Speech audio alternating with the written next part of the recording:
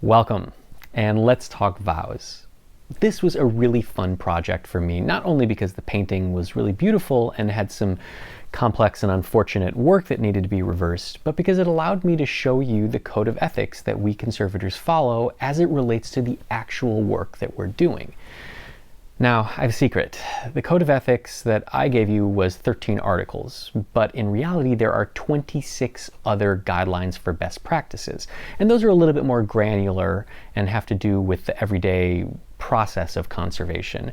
And I didn't include those because A, the video would have been an hour and 45 minutes long, and B, I don't really agree with all of them. Some of those items have language like shall instead of should, which is compulsory, which I think is problematic for many conservators. I think the guidelines for best practice were drafted with an eye on museum professionals or educational institutions and don't necessarily fit with the realities of being in private practice and managing clients and deadlines and all sorts of stuff. But that's a conversation for another day. Now, let's get to these questions. So Charlotte asked, have I ever come across a piece of conservation that taught me something new in a positive way? Obviously, there are lots of examples of don't do this. Well, even the examples of don't do this teach me something. And whether it's a refinement of a current practice that I employ or the use of a new material or technique, I'm always updating my skill set and my knowledge database. Unfortunately, when the work is really good, I leave it as is. I'm not inclined to take apart good work just because, and because of that, I don't often get to see how some of the good work was executed, which is kind of a bummer, but I owe it to my clients to not make unnecessary work and unnecessary cost for them. Nikki asked, do I know what year this was painted? She said, I think it's 1830s vibes off of the hair. Well, you're almost perfectly on point. We think it is 1838.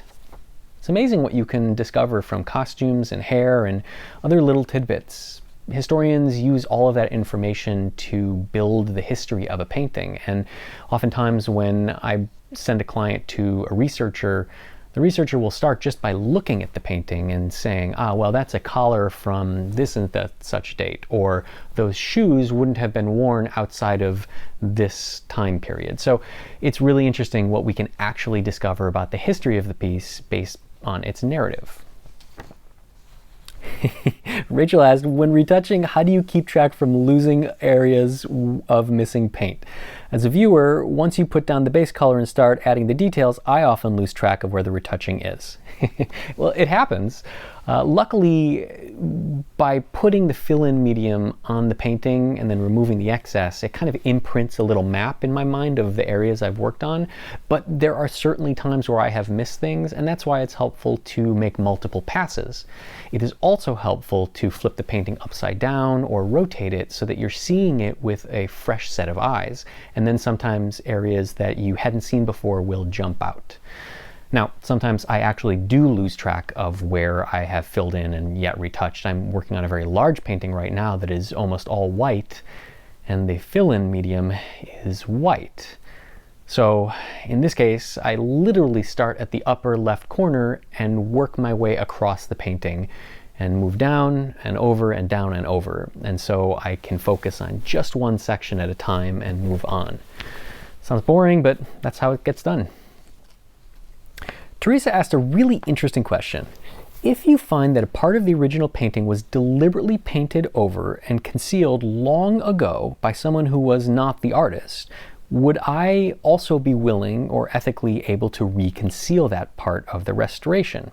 Would the historical significance of the painting matter? Here's a great example. In the Victorian era, people thought that they were entitled to improve upon everything in the natural world, in architecture, in the arts. And so oftentimes during the Victorian era, paintings were changed. Paintings were brought to conservators or artists, and hair was changed, makeup was changed, jewelry was changed, because the Victorians thought that they were making improvements. They were not making improvements, they were just making changes. And whatever those changes were, even though they may have been in fashion at the time or desirable to the owners, they were not approved by the artist, and as such, they gotta go.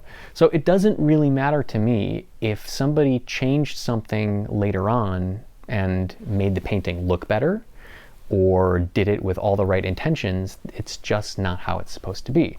If we look back at the piece, the Ghent altarpiece with the famous sheep, well, the face of those sheep is pretty hideous, and at some point somebody went back in and changed it so that they looked more natural. And it looked really good. The restoration work, or the updated sheep face, looked right. The problem is it was wrong. It's not what the artist created, and so it had to go. Even though it visually looked better, it didn't belong. Cindy asks, does it ever upset me when a client decides not to go ahead with the restoration? What would happen if I thought the piece was an important artifact that needed to be conserved, but the client either couldn't or wouldn't proceed? Well, you know the old saying, you can lead a horse to water, but you can't make him drink. I can do everything in my power to encourage a client to undergo a course of conservation and restoration, but sometimes it's either not in their budget, or they change their minds, or life gets in the way. You know, things happen. If there was a piece that I felt very compelled for whatever reason, I would try to work with the client in whatever capacity fit their narrow ability to have it done. And if that includes stretching the timeline, or changing the cost, or massaging around the edges, if it's a piece that I feel is incredibly important, or is just in such a state where not doing anything will definitely lead to its demise, then of course I'm willing to work with the client. But again, I cannot make them do things that they don't want to do. And sometimes clients do decide not to do anything. And unfortunately, it kind of is what it is. So Vicky and a good 20 of you asked a similar question. You lined the canvas because it was deteriorating, as you have done before. Why didn't you use the PET film? What determines the kind of lining you use? So the PET film, the interleaving, is used for when the canvas is catastrophically damaged, massive tears, or it's just totally threadbare, or when there is some reason that it needs to be immobilized. Now, this painting, the canvas wasn't in terrible, terrible, terrible shape. Once I got all of that contact cement off, the canvas was actually okay. Now, I lined it because there were some weak spots, some areas where the canvas was a little thin, and some little holes, nothing major. And I felt that if I didn't line it, well, I was concerned that the canvas was either going to tear in some of those weak spots, or that in the future, maybe 10, 15, 20 years from now, the canvas would start to deteriorate, or the paint would start tenting back up. And so I chose just to do a standard canvas lining, which is actually the most common type of lining. I know I showcase a lot of interleaved linings because I showcase a lot of really damaged paintings, but a lot of the time the original canvas is fine. It just needs, a little bit more support. Take, for instance, if you break your arm and it's a clean break, you get a cast and it heals. Maybe if it's just a fracture, you get a sling. That would be more like a lining. But if it's a compound fracture, or it's a really gnarly break, the doctors are going to go in. Obviously, they're going to give you a cast, but they're probably going to use some plates and pins, rods, all that kind of stuff, turn you into a bionic person. That would be more like an interleaved lining, where we need an additional level of support. So, there you have it. Now, while we're on the topic of linings, Andrea said that it appears you didn't do an adhesive impregnation for the flaking and lifting paint layer. Why? Well, I did, but it wasn't a separate step. You see, in applying the adhesive to the back of the canvas, in preparing it for the lining, that's the same thing that I would do if I was doing the adhesive impregnation. It's the same adhesive. It gets heated, gets rolled on, it penetrates through the canvas, up through all the voids, nooks and crannies, etc. The only difference is that for an impregnation, I would just treat the painting on the hot table in between release film. But for this painting, because I lined it, I treated it on the hot table in between release film with a new canvas underneath. So the act of lining this canvas was in fact kind of a 2-for-1. I got the lining on and I was able to do the adhesive impregnation. So, good day for me. Paulo asked, when hammering the lining, ultimately it makes it look tidy. You always do it with the paint facing down on the table, and I always feel uneasy about the hammering against the table. Is it the case that the hammering will never be enough to cause damage? Well, the painting rests on the outer edges of the stretcher. Those are the high points, and that's where most of the tension is. And if it's a painting with no impasto or very little impasto, it's completely fine to put it face down. Now, if the painting has a lot of impasto, big, thick, gooey, textured paint, then no, I can't lay it down and hammer, because the act of laying it down will put pressure on that impasto. Now, the hammering isn't all that much. It doesn't take much force to drive a half ounce, 1.5 ounce, I can't remember, little tack. They're tiny little things. You can almost press them in with your finger. So the hammering of that doesn't cause enough stress or force on the painting to damage the paint. But if I had any concern, I would either put a piece of felt down, and that's done in some of my videos, or I would do it vertically and just make sure that there was no contact with the painting and the table. Margaret asked, do you dedicate fully to one project at a time, or are you at a point in the project where, let's say, there's a medium or glue drying and you're working on another project? Each painting seems to have such intense concentration. Just wondering how you balance time. Well, balancing time is a battle that I don't think any of us will ever achieve. It is a constant struggle to make sure that I am balancing time. Time spent working on paintings, time spent working on videos, time spent doing shop projects, all of that kind of stuff. But yeah, I do work on multiple paintings at a time. I think at any point I've got 10 or 15 paintings going at one point, and some of them are really long projects that take weeks or months. Some of them take shorter time, and some of them maybe just take a couple of days. Some of them need a ton of retouching, some need a ton of scraping, some are pretty straightforward and don't need a ton of anything. And so I try to make it so that at any given point I have a varied workload on my plate, so that I'm not scraping all day long, or I don't choose a bunch of paintings to work on that all require tons of retouching, forcing me to sit in the chair for hours upon hours upon hours. I will bounce back and forth between projects, switching techniques or tasks as I tire. So once I start getting bored with scraping, I will recognize that and stop and switch to something else that is interesting or invigorating, so that I don't start to phone it in, if that makes any sense.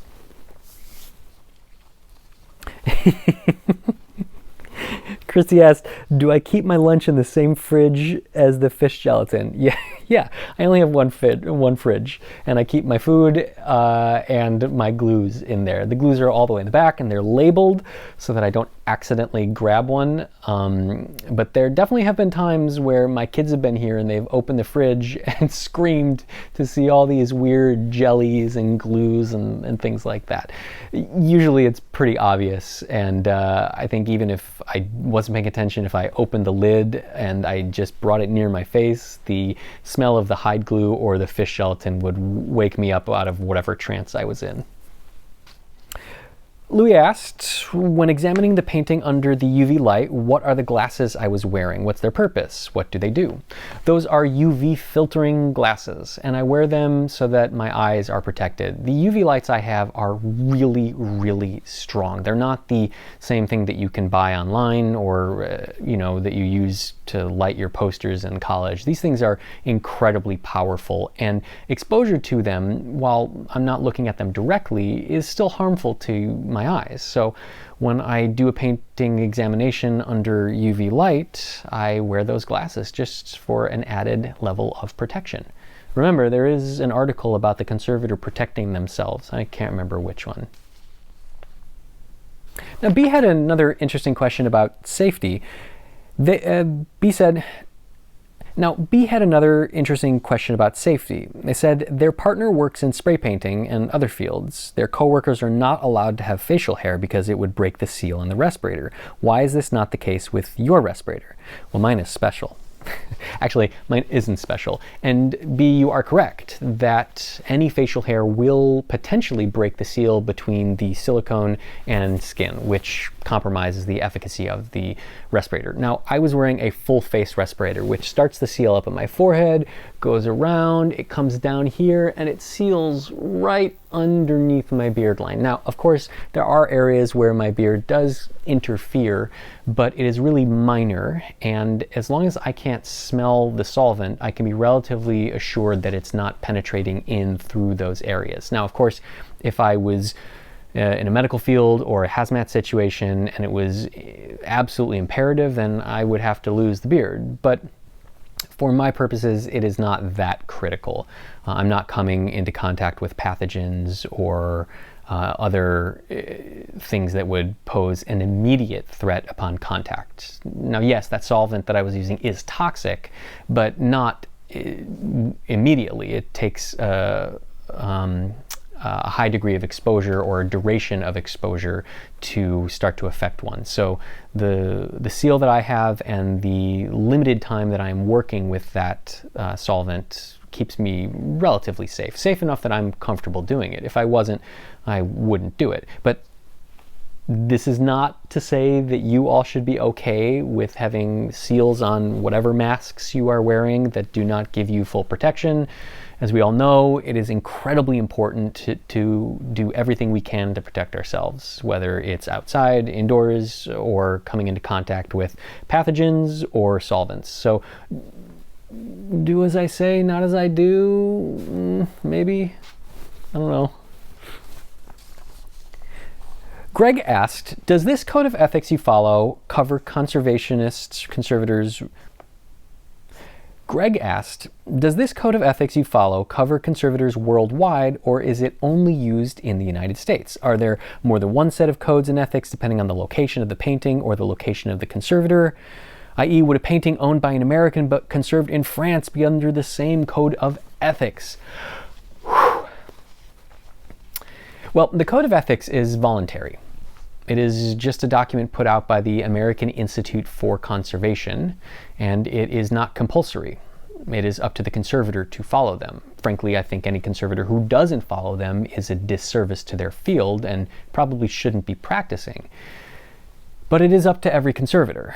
Now, in other countries, they do have their own governing agencies. I know in the UK, you have to be certified to be a conservator, and they do have their own code of ethics. It's very similar, if not identical, to the AIC code of ethics. I know Canadian conservators follow the American Institute for Conservation's code of ethics. I know that there are some European conservators that have never even heard of the code of ethics, and they just have to develop their own. So, conservation is a unique field in that there isn't a set prescription for how it is practiced. It is unlike medicine, where there is the right way to do a aortic transplant and the wrong way, and anything but the right way is the wrong way.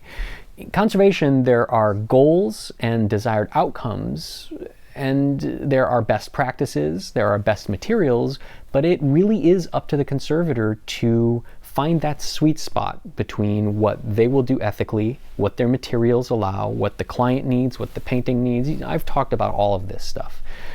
And it's up to the conservator to choose from all of the options and formulate a plan and then put it into action as ethically as possible. So, not really a concrete answer. I think that most conservators do follow some sort of guidelines, but I can't speak for other people, so all bets are off. So I have a little coda on the Vows painting for you. When the clients brought the painting in many, many years ago, we talked about doing a conservation. They didn't go ahead with it, and then they brought it back in recently and said we'd finally like to go ahead. We talked about the condition of the painting, about some of the problems, the work that was going to be required, and ultimately we talked about the signature. They felt that the signature was hidden under a layer of sloppy retouching, and that once that retouching was removed, the full signature would be revealed.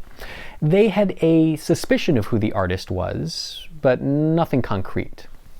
I told them that I didn't think that that was the case. I thought that the signature was partially lost and filled in and just poorly retouched, and that that's what they were seeing.